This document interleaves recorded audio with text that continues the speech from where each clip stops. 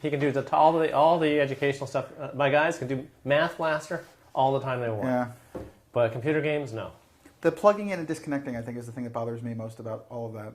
Yeah, you're not living your life. Stick these things in your ears and you don't actually socialize. And like, it's bad. Have a conversation. If everybody else is doing it, you don't want to be doing it. Well, that's a fitting starting place for you. Nobody else is doing it, and you felt compelled to do it. Yes. This is an extraordinary story because you were in no way obligated to be even interested in this. I mean, I guess you were interested in terms of competitive stuff, but not as a whistleblower. Oh, I had to do it. He was stealing from me. He was stealing customers from me. Yeah. And if you steal from a Greek, we will come after you. That's one thing you don't do. And the other thing was, if we don't step forward, then no one else is. There was no one else out there. I wanted someone else to do it, but we were it. This is 4 guys.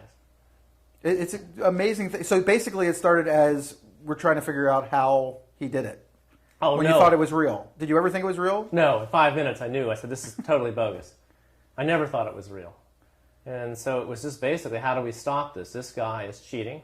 He's stealing customers from us. He's stealing from everybody. Mm-hmm. We better do something. Is this just the nature of the beast when it comes to this business? I mean, do people just want something that can't be real out of the hope that it is? Most investors believe in things that are falsehoods. They think that they're entitled to 10 or 20% with no downside. Yeah. And that's the Holy Grail. It doesn't exist. Well, Bernie pretended to deliver the Holy Grail. And people believed in him because he was such a powerful figure on Wall Street. And was there any, what would be the real, I mean, if you were doing 8%, would you be going, okay, that's great, but, 8% without down periods, and he was up over 96% of the months. And so he would have been hitting at twice Ted Williams' batting average in his best year playing Major League Baseball. It just didn't seem possible. In fact, we knew it wasn't. Mathematically, it couldn't exist. It was so easy to spot. Yet you had the biggest banks in the world marketing for Bernie, in bed with Bernie.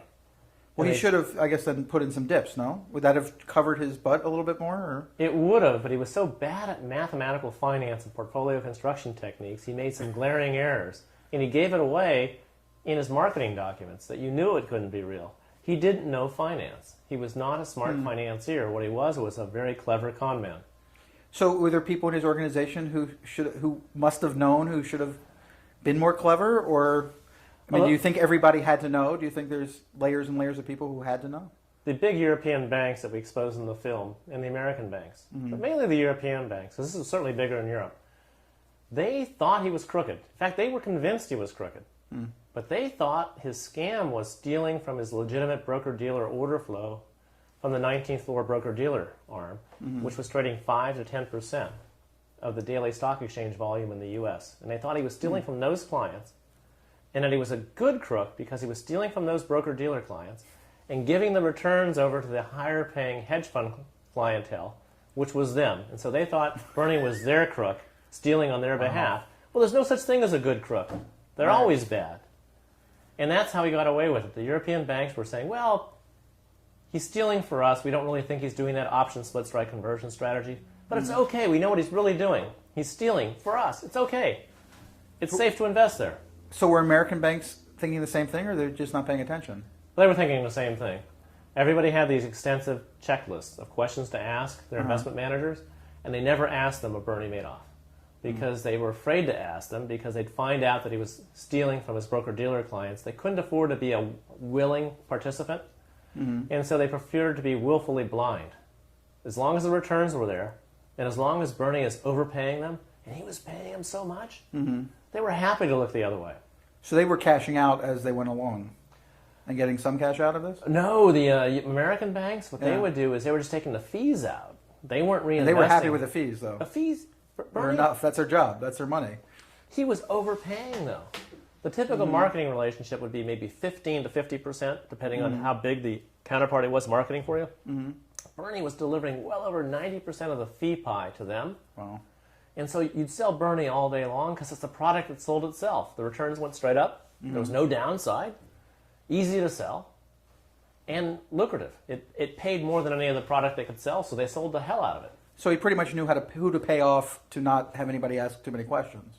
Yes. He was a master of the payola, and people refused to ask questions because if you asked him questions, he'd get pissed off at you. Say, I don't want to ask questions. You don't ask me questions. You ask me questions, I don't need your money. In fact, I'll give all your money back. I don't need clients like you. And so people say, oh, I don't want to ask questions. I want to piss him off. He won't take my money. So they didn't ask questions.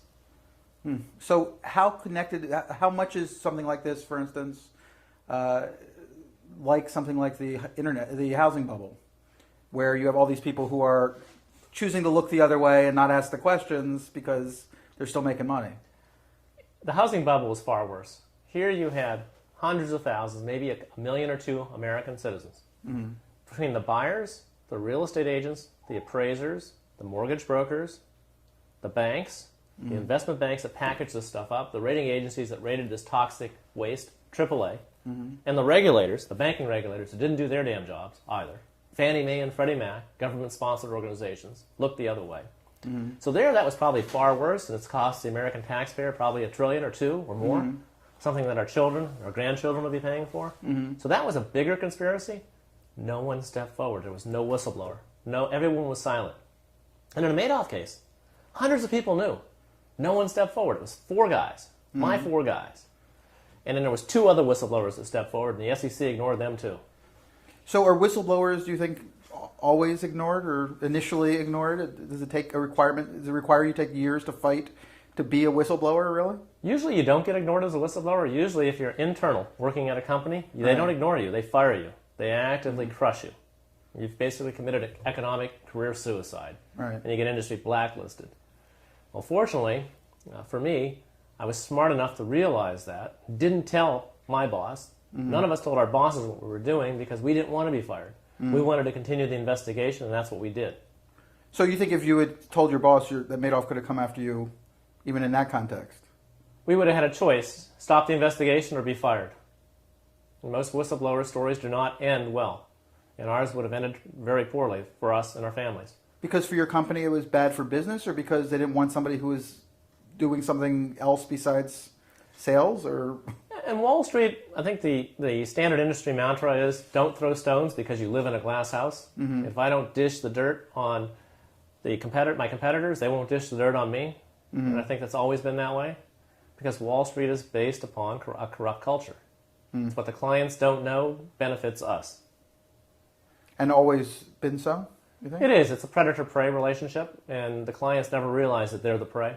But as long as they're getting some returns, they're happy at that moment. But I guess... Yes. I guess it's kind of like going to the racetrack on some level. As long as you occasionally win, you must feel like it's a good idea to be gambling. It is. You have something to talk about at cocktail parties, something interesting. But in the end, if you look at the fees and look at the hidden fees and what they don't want you to know, if you see how the sausage is made on Wall Street, you'll be vomiting because you'll be revolted when you see how bad it really is.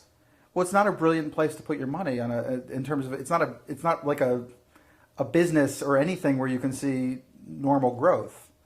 And it seems like the expectations of growth are so out of control that people do crazy things and end up screwing up companies that are perfectly good in order to chase what Wall Street expects, quote unquote. It's a corrupting influence. People think too short term. It's all smoke and mirrors all too often. And people want to see steady growth. We do not live in a society where economically it's possible to have steady returns. You have to have bad returns on occasion. And you have to be willing to embrace failure. You can't always be a winner. But if you're not a winner all the time on Wall Street, they punish your stock price and management gets booted. And so what happens? Everybody's encouraged to lie and pretend everything is great and getting better. And when that can't be the case because it's just like human life, investing. You don't have a series of constant new highs in life. None of us do. We have setbacks. But Wall Street punishes the setbacks so severely, everybody's sweeping the bad news under the rug and hiding it. And that's how the rot and corruption take hold. And that's how you have the collapse of 2008. That's why things seem good and all of a sudden they collapse. Was this the function of the last 30 years in terms of this kind of manic need for growth? Was Wall Street always this way? It's become that way. It's short-termism. And life's a long-term game. Hopefully you're going to be on the planet 80, 90 years. if you're lucky. And it's not about meeting quarterly expectations, but it's become that. Mm-hmm. And it takes a brave CEO with a wise board of directors to allow a company to experience the normal ebbs and flows of the business cycle. You can't be meeting new highs all the time. The companies that are always going up like this, like Bernie Madoff, they're frauds. Can regulation help in terms of the individuals out there? It can if you have competent regulators that are well-financed, self-financed. You know, the SEC counts on Congress for its budget. It shouldn't. It charges user fees. Right. But it has to turn them over to the Treasury and go to Congress for a budget. It should be allowed to charge its own user fees so they can do multi-year budgeting and hire the trained staff that they need and pay them bonuses. If they did that, they'd catch more fraud. But Congress purposely keeps them weak because who runs Congress? Not us. Who runs Congress? It's corporations. It's the corporate interests that dictate where our government is going. And so they keep an eye making sure that those regulators remain weak and ineffectual. It's depressing. Well, you can feel that today. It looks like we're going to default on our debt very shortly, doesn't it? Or I mean, it seems the interesting thing about what's happening right now, I feel, is like it's truly like zealots, a fairly small group of zealots in 1/3 of the government, and 1/2 of 1/3 of the government have this remarkable amount of power because nobody else wants to be moderate. You know, they're Republicans who don't really believe the extreme stuff, and yet they feel, I guess, they have to sign up for it to get reelected. It's kind of a amazing moment. You'd almost think the two-party system has failed us, and both parties work for corporate interests, not for us. There's 13% of Americans that have faith and confidence in Congress, and those are probably the special interests and the corporate interests. Either that or they're just delusional and on crack. I mean, how could anybody think our Congress is doing a good job? Well, it's funny because it's almost worse than we imagine, I think. It's like we think it's a problem. We think that there's gridlock. We think they're not, doing things that are great for people. At the same time, it is clearly worse than that in reality. We just don't really look at it very closely, except when crisis comes. It looks to me like the Democratic and Republican parties are the same coin, just a different side, and they don't represent us at all. I'd rather have mom and pop, and I'd rather have people elected that have never served in public office because they would be saner and not beholden to the right or the left. They would just want to get things done and done sanely. Anybody who could balance their checkbook, put them in Congress. Don't put in a politician. Put in your neighbor.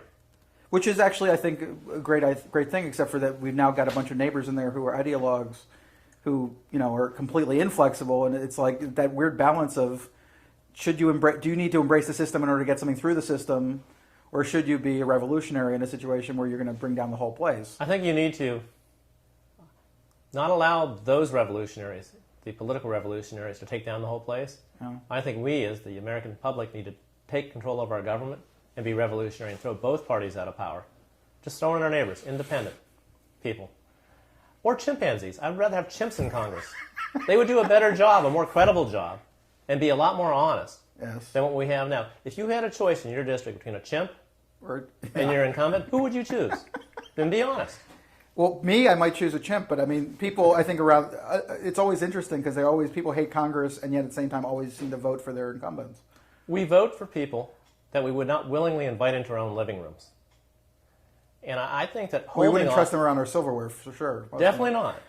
So why are we trusting them with the power to make rules and regulations and to spend our money? They can't balance a checkbook. They can't balance the nation's books and records. Mm-hmm. So why do we trust them? They don't deserve to be reelected. No incumbent does. So was there a time in your life when you bought into all of that? Yes. And now I don't. I'm ashamed. I'm ashamed to be an American. We can't balance our budget. We're about to default. We certainly don't earn or merit a AAA credit rating. There's nothing. Not that we can trust the rating boards at all. So they've proven themselves to be dishonest and corrupt. Ironic that we're hanging out and waiting on them when they already were part of the housing crisis. I don't believe in this country right now. I'm ashamed. I mean, I voted for change that we could believe in. I don't see the change. Was this process that you went through with this particular thing the thing that turned you, or were you already turning long before?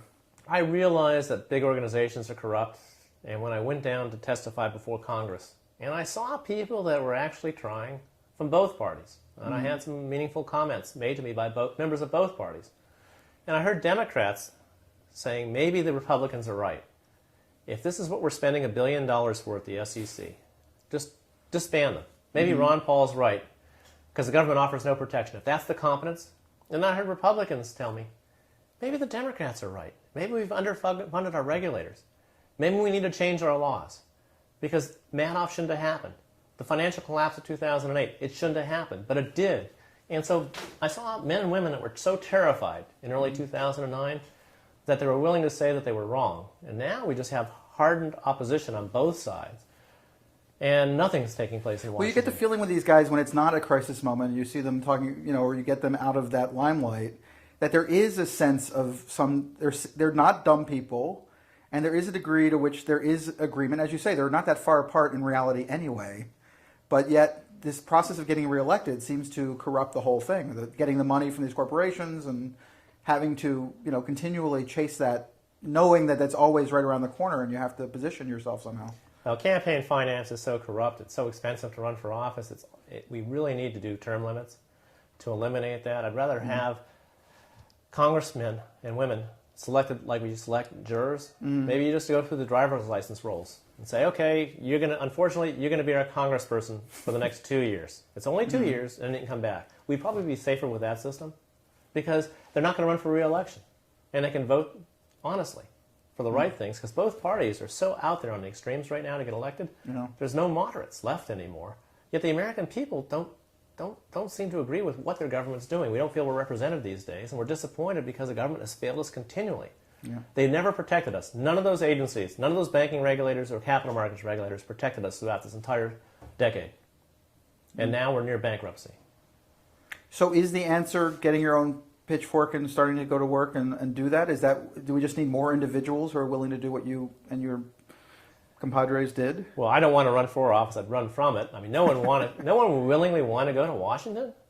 Nobody on Wall Street, certainly. Nobody who's making real money. Wall Street's going to Washington's a downgrade of power and money for a lot of these guys.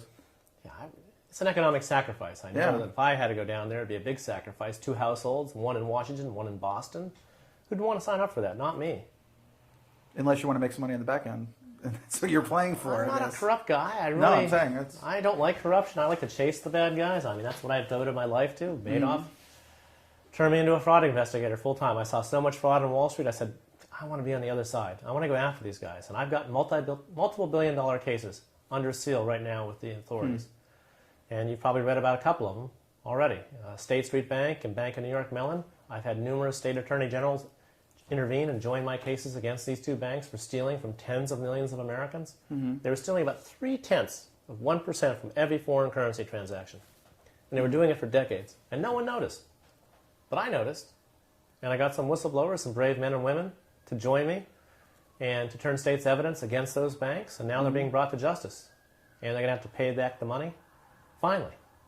It's amazing how these corporations seem to have the long-term view that the public forgets. So that is not even what is the proposition that they offer the public.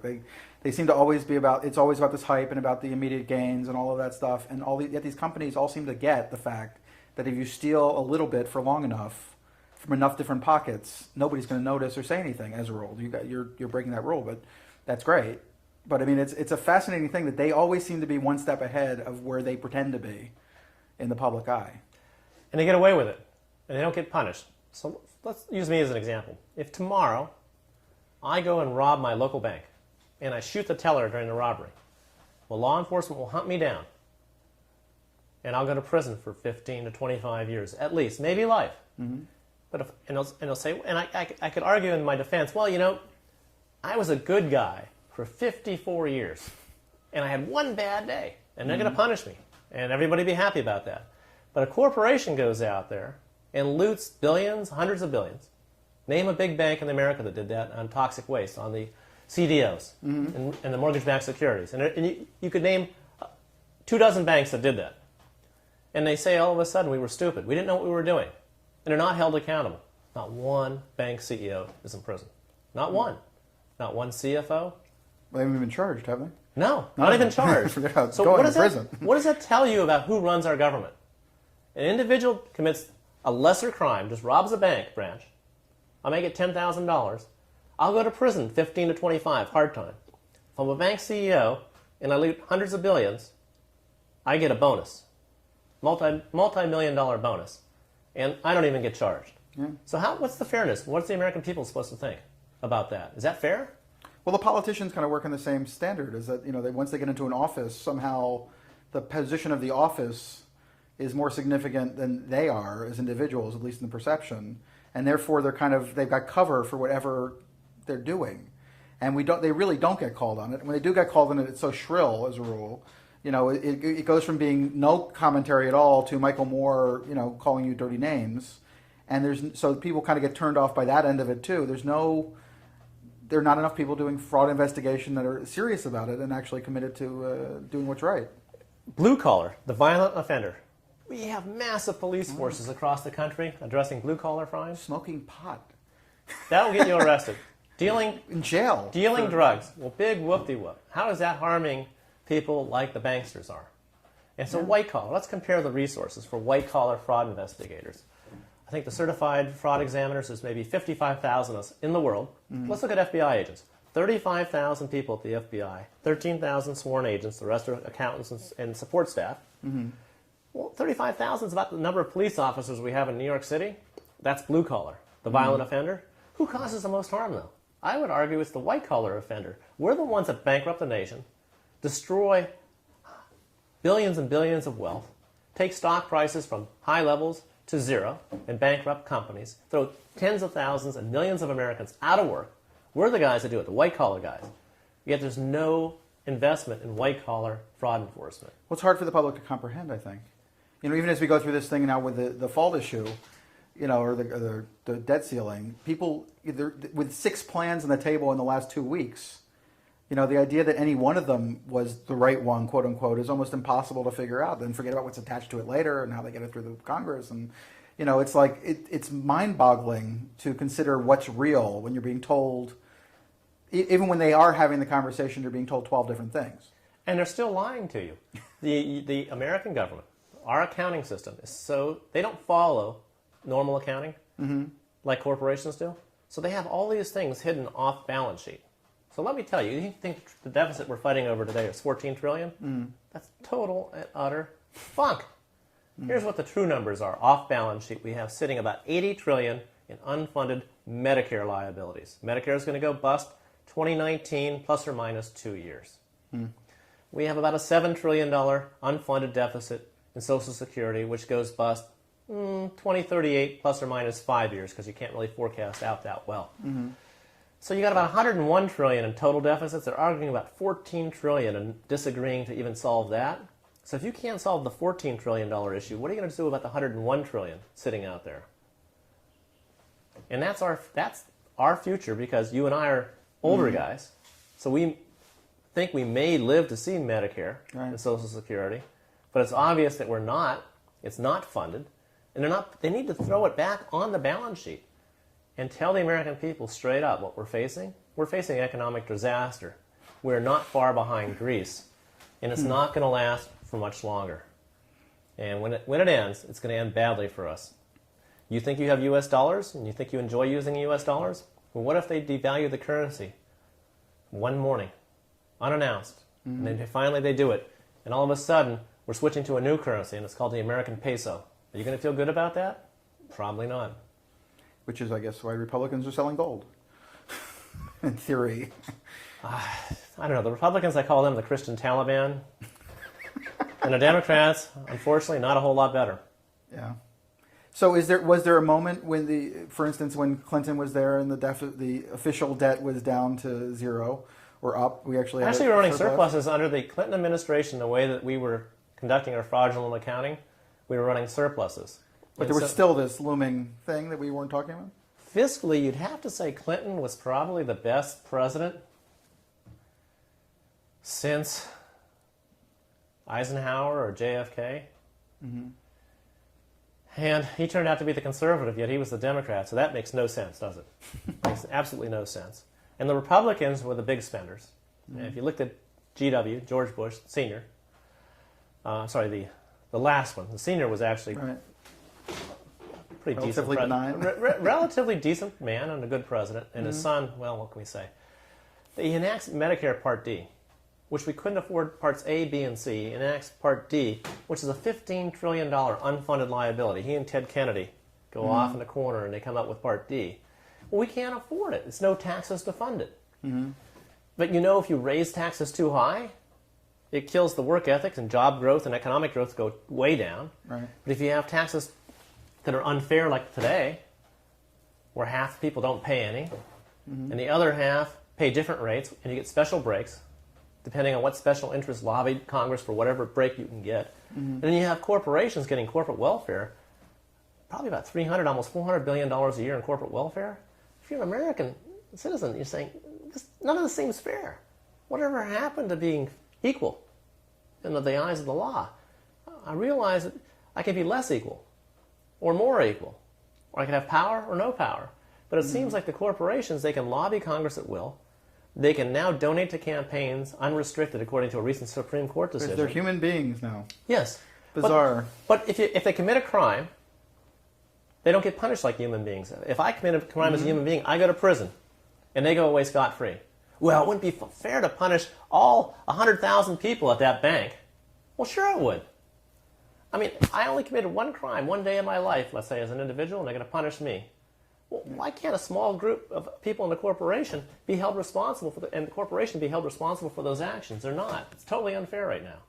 Well, it's extraordinary. I mean, there's stories, other documentaries with, for instance, in South America, where Chevron now owns a company that was, I guess it was previously Texaco, and they basically killed and maimed a lot of people over the years where they're pulling out oil, and now they've spent the last 8 years avoiding paying damages by moving venues and doing huge multi-million-dollar lawyer kind of things to keep the case going on. There's been no case yet. It hasn't actually been solved because they keep on moving the bar, and the poor people of this small place can't really can only keep up the fight so long. In the meantime, anybody who fights against them is accused of being a hack or out for some gain that has nothing to do with being right. And the PR relationship is incredible. It's endless. Well, if you look at who's on the other side of this Madoff case, it was the biggest banks in Europe, and in some cases, some American banks were in cahoots, and that's who we were faced off against. 4 guys, uneven playing field. What chance did we have? We kept trying. Well, would it have taken had things not gone sour? Do you? I mean, for all the effort you put in, had the economy not turned so that he got in trouble, would he still be gone? He'd be on his way up to $100 billion, and it would just get bigger and badder and worse. More families would have been drawn in and wiped out. And right now, again, justice. Let's take a look at justice in the Madoff case. 9 people have been arrested in the United States, all on the 17th floor. The aiders and abettors and the feeder funds and the banks, none. No arrests. 0. They got away with it. How fair is that? We've had all these thousands and thousands of families destroyed. Where's the justice? There is none. You'd almost think that the banksters control our government. And you know what? You'd be right. So you spent a lot of time before this finally all broke, feeling, it seems something from the movie at least, really feeling isolated and a bit paranoid and waiting for the other shoe to drop because so much was at stake on the other side. I talked to the agent in charge of the Madoff case, and there was something published in the New York Times in the summer after the case had broken, and it got me scared. So I called him, and I got a London dial tone. He was over in London working the case. It was a weekend. He had just arrived in London on a Sunday. And I talked to him, and I said, I realized that these 4 people were just in the case, and I'm scared because I realized how much more dangerous it was than I thought going in. And he goes, Harry, for that many billions of dollars, you're lucky nothing happened to you. For the money that was involved in your case, bad things happen to people. Lots of bad things. So feel fortunate. And I did. I didn't sleep that night either. Talked to the local police constable, Sergeant Harry Bates, who's featured in the movie, and he told me, Harry, I told you, keep your head up, be alert, keep carrying your gun. But I never really expected you to survive to the end of this case. Wow. When he found out what it really involved and who was on the other side of it, he said, you're very lucky. And I realized that I was very lucky, and my team was very lucky. Nobody wants a Ponzi scheme to end. If you're an investor in a Ponzi scheme, if you're a bank marketing a Ponzi scheme, and most of them, and big banks were, and for the accounting firms giving clean audit opinions to the banks that are auditing these Ponzi schemes, and if there's government regulators that are refusing to investigate the Ponzi scheme, even when we're presented with high quality, solved case materials. Mm-hmm. You don't want it to end. So you had all these people on the other side of the case that wanted it to keep going. And you had 4 guys trying to stop it. So what do you think people are going to do? Because these banks that are marketing all being sued for many billions of dollars. And a lot of the individuals in the feeder funds may face, at some point, God bless, I hope, criminal ramifications. Let's hope. And the investors even got wiped out. I mean, who wanted us to succeed there? Probably no one. Well, do you think you survived, literally or figuratively, because they were so successful in evading it, and that they were just cocky enough to feel like the system was going to keep you at a distance? Well, that's part of it. And the other part, we had a measure of good luck. We were not discovered, thank God. It could have ended badly for us. Probably would have. I mean, Madoff was stealing from some of the most powerful organized crime families on the planet. He was stealing from the Russians. He stole billions from them. He stole billions from the Colombians. And the press still doesn't get it. The reason he turned himself in, where is he going to go? There's no place to run. Where are you going to hide from those people? Kind of amazing he's still alive himself at this point. I've had law enforcement come up to me. People come up and say, I have Bernie Madoff in my Deadpool at the top. How come he's still alive? I said, I don't know. I don't know why he's still alive. But he is.